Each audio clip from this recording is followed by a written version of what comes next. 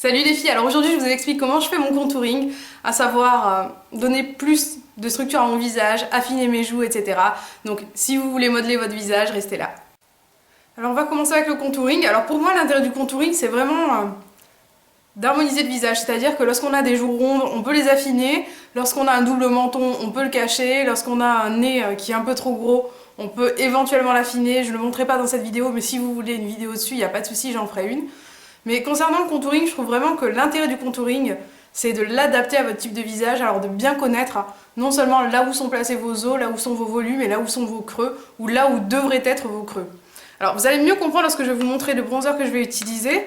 Avant, j'utilisais le kit de chez Make Up For Ever, qui est le Sculpting Kit, je crois que la teinte c'est la numéro 2. C'est celle qui avait en fait le plus de contraste entre le clair et le foncé.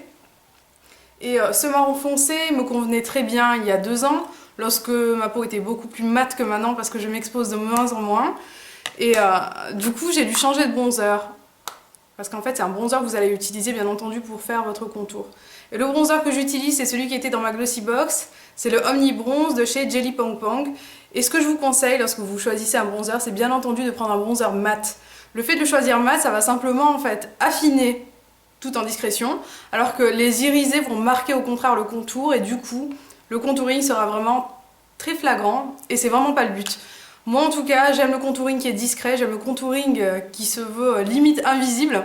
Alors du coup, je vais vous montrer ma technique et les pinceaux que j'utilise. Alors vous avez vu, il y a une réelle différence entre les deux bronzers, c'est juste impressionnant.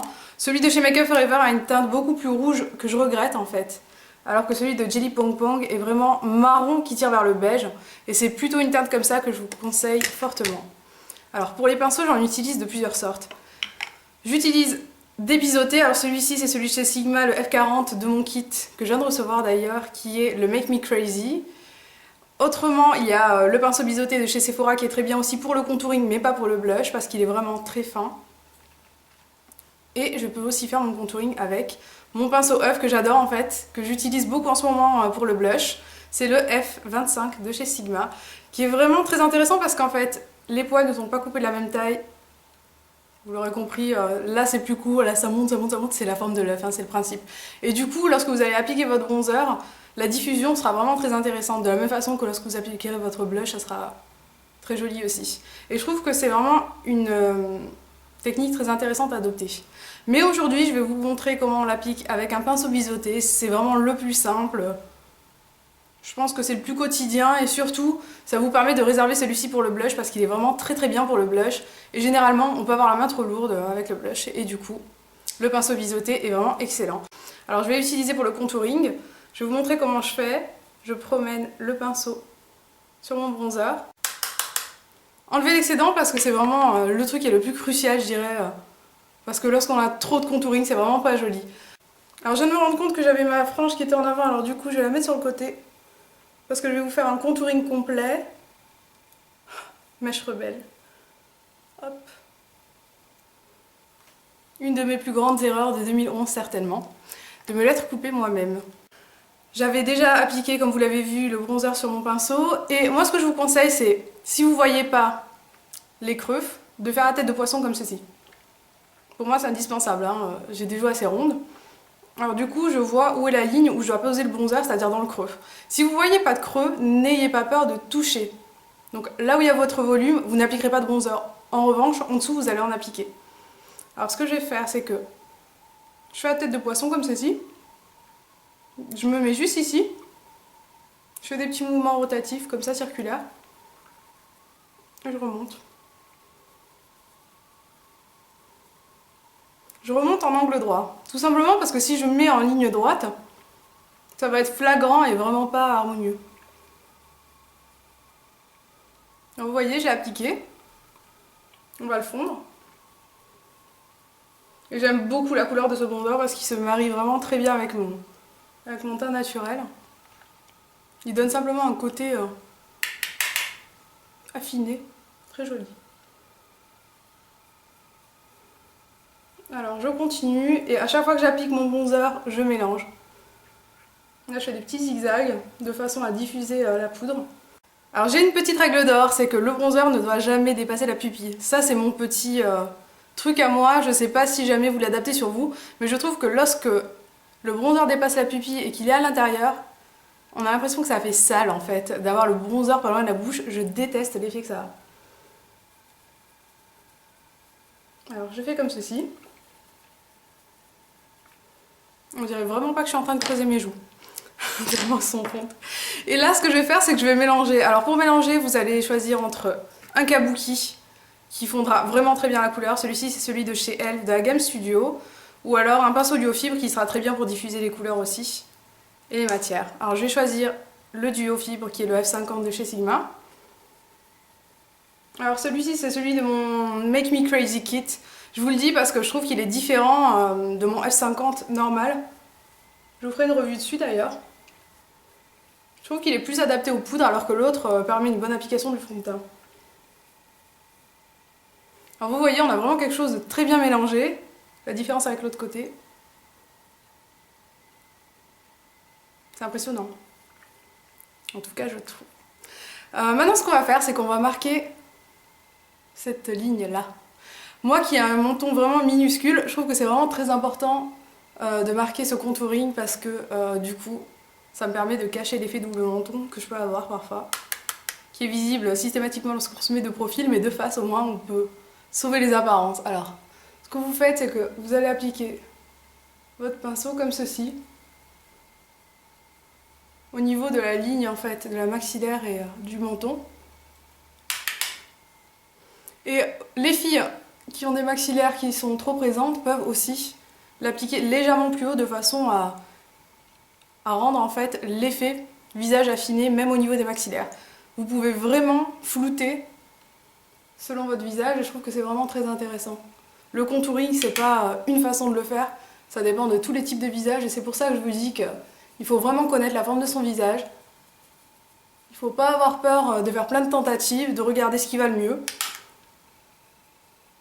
Et là en fait je le fonds au niveau du double menton, pas au niveau du cou, juste ici. Donc des petits mouvements circulaires pour fondre.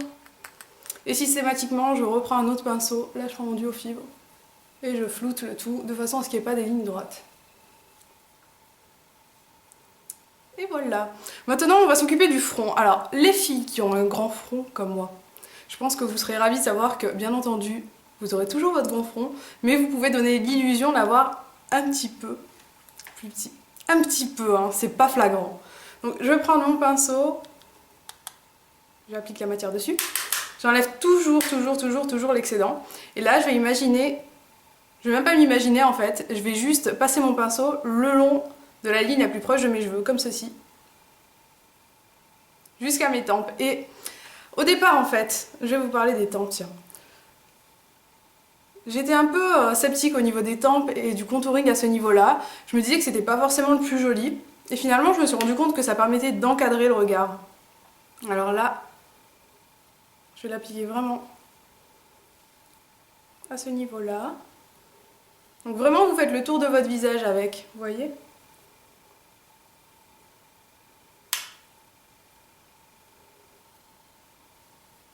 Déjà, moi, je trouve que c'est moins pire. On a tous nos défauts, bien entendu, et j'accepte totalement la taille de mon front.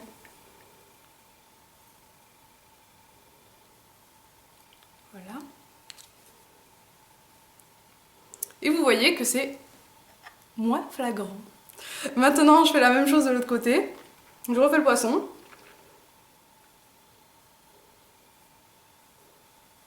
Et vraiment, la règle d'or, les filles, c'est ne dépassez pas la pupille et surtout mélangez les couleurs. Fondez, fondez, fondez, fondez.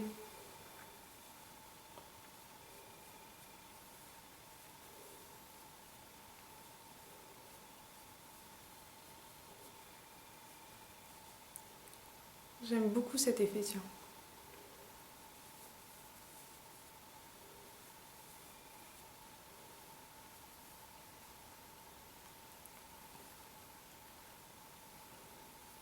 Alors maintenant, je reprends mon duo fibre. Je repasse sur le front.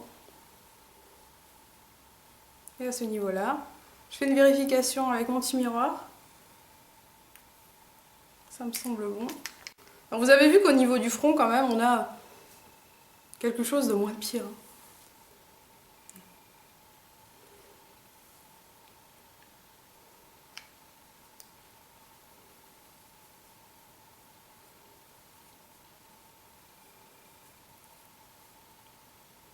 Alors je pense avoir tout bien fondu comme il fallait.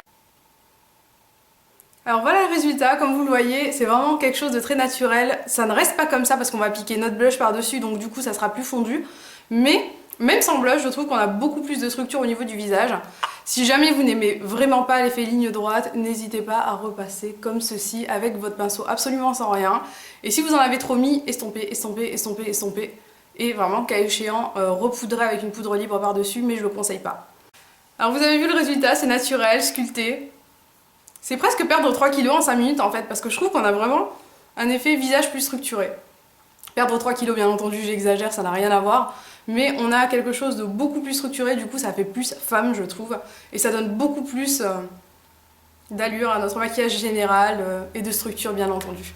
C'est exactement comme le creux de paupière en fait. Lorsque vous allez faire votre creux de paupière, vous allez donner plus d'intensité au regard, vous allez lui donner plus de profondeur, et là c'est vraiment la même chose, c'est le même principe. Le creux de paupière, c'est une couleur plus foncée mate que vous appliquez mat en principe en creux de paupière, et là vraiment vous appliquez une couleur plus foncée qui va structurer le visage et du coup améliorer, on va dire, ce que la nature vous a donné. En tout cas c'est comme ça que je perçois le maquillage. C'est une façon simple de se sublimer. J'espère que cette petite vidéo vous aura plu. Si vous avez des questions, n'hésitez pas. Mettez-moi vos requêtes dans les commentaires. Je vous fais des gros bisous les filles et je vous dis à très vite. Ciao.